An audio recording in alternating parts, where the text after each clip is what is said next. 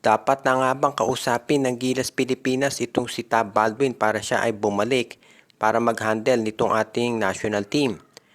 Dahil ngayong malakas na ang panawagan na mag-resign si Coach Joe Reyes, ang pinagpipilian daw ay itong si Tim Cone at itong si Tab Baldwin. Okay sana si Coach Tim Cone, kaya lang syempre siya ay coach ngayon ng Barangay Ginebra. At hindi po pwede na parehong hahawakan ni Coach Tim Cone yung national team natin at ang Barangay Ginebra. Nakita natin nung ginawa yan ni Coach Joe Reyes, hinawakan niya yung TNT at yung national team. Pero pagkatapos ng isang conference, napilitan siyang bitawan yung TNT. Dahil kinakailangan syempre ng Gilas ay isang full-time coach. Ganon din sa Barangay Ginebra. Hindi po pwedeng part-time coach yan ng Gilas, part-time coach yan ng Barangay Ginebra. Dahil paano mangyayari kapag nagkaroon ng conflict sa schedule?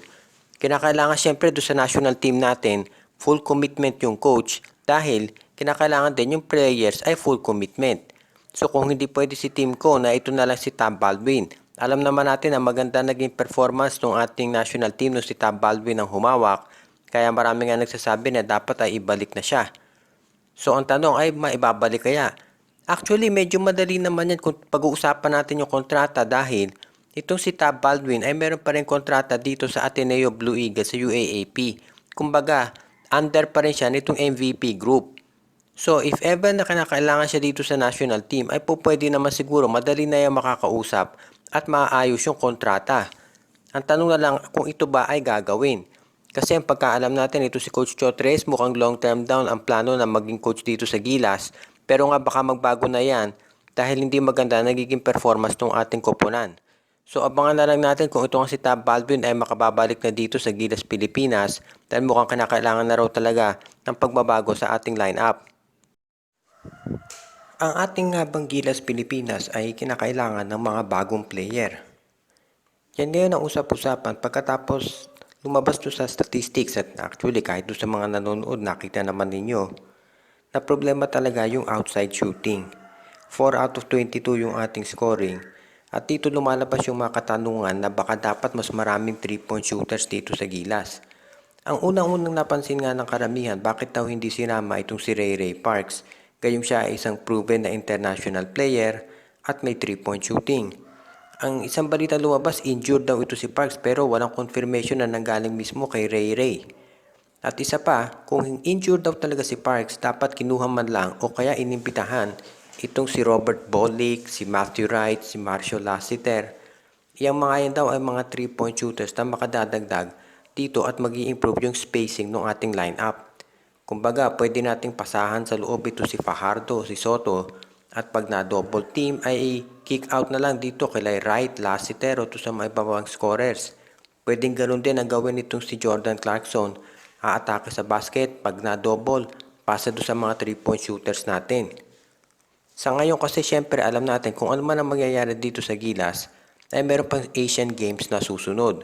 At baka dito of course ang balita si Justin Brown din magiging ating import at ang tanong ay kung sino yung mga players na pwedeng isama. Sa tingin ng karamihan pwede nang idagdag din yung mga 3-point shooters at kapag sila ay naging effective, siguro sa susunod na pagkakataon ay kinakailangan niya na kunin natin mas maraming 3-point shooters at mga ball handlers. Kinakailangan siguro mag-adjust talaga pagdating dito sa ating lineup para masiguro na sa susunod na performance ng Gilas ay magiging mas maganda at magiging mas reliable na tayo pagdating dito sa outside scoring na kinakailangan natin. Okay, para po makaabante ang Gilas dito sa second round ay kinakailangan po na dalawang bagay ang mangyari. Itong ating Gilas ay kailangan talunin ng Italy ng 13 or 18 points. Iba-iba po ang computation na lumalabas. Pangalawa, itong Angola kinakailangan matalo. Kahit po manalo tayo sa Italy, kung ang Angola ay magwawagi din doon sa susunod nilang game, ay baliwala po ito. Ibig sabihin, hindi pa rin tayo makakaabante doon sa second round. Medyo mabigat yung kinalalagyan ng Gilas dahil wala na sa ating kamay yung ating kapalaran. Pero ganyan talaga nangyari at sinabi ni Coach Joe Reyes, kinakailangan mag-focus na lang tayo dito sa bagay na pwede nating makontrol at yan ay yung ating performance dito sa Italy.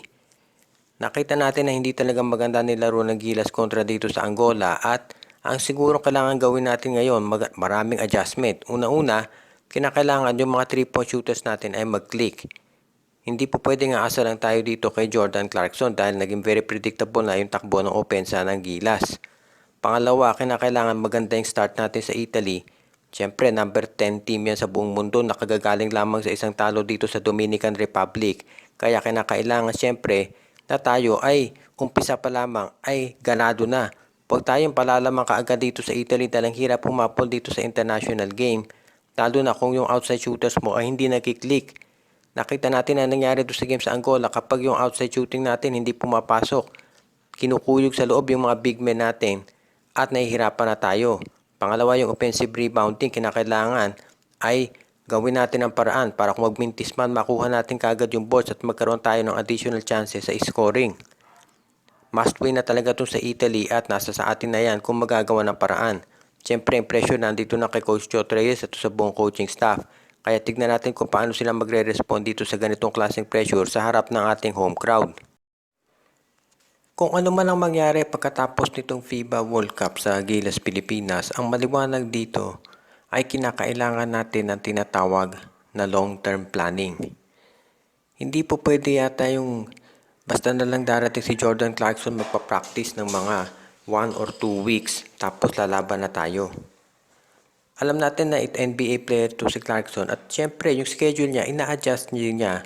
Depende kung kailan siya po pwede dahil of course priority niyan ay yung Utah Jazz.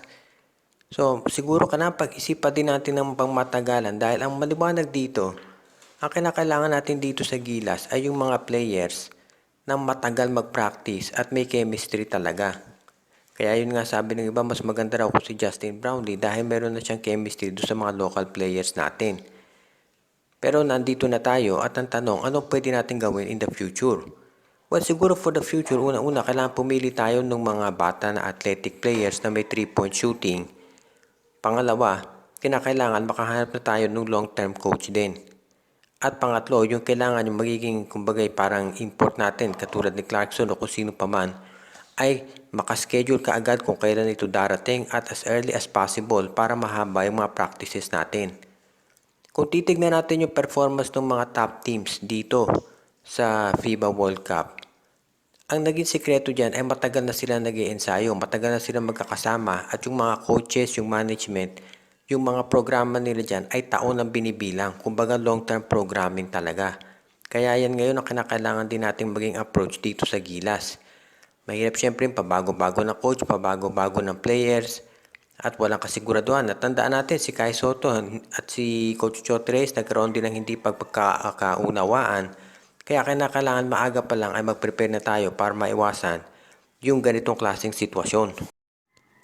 Shout out kay Rhea at Teresa Nacional, Angela Leda, kay Toto Mamon, Rosemary Ginedo at Margot Gabriel Uteyang, Chokoy San Pedro, John Mark Cantos, Donald Santiago, Jason Mendoza, Enrico at Presi Angsioco, Ireneo Salangsang Family, Judy, Edwina, Shaina, Carl Jaira at Jonah Villarosa, Dexter Domer, Enju, RG Bueno at Dalina Family, Carlito Bolima, Joshua Giray, Espejo at Rosales Family, Andrew Anyosa, Admond de Guzman, Edwin Carmona Jr., OG Len Gio, G.S. Santillana at Tagle Family, Brian Andres, Carlito Bolima, Myron Almosa at Anthony Alon Family, Jordan at John Ray Di Malanta at Sid Maria, Rico Olarte, kay Ronald Berbosidad, kay Admond de Guzman, Celino Valles at Junel Alagon Family, at kay Reden, Elena, Laila at Bonbon Lansang.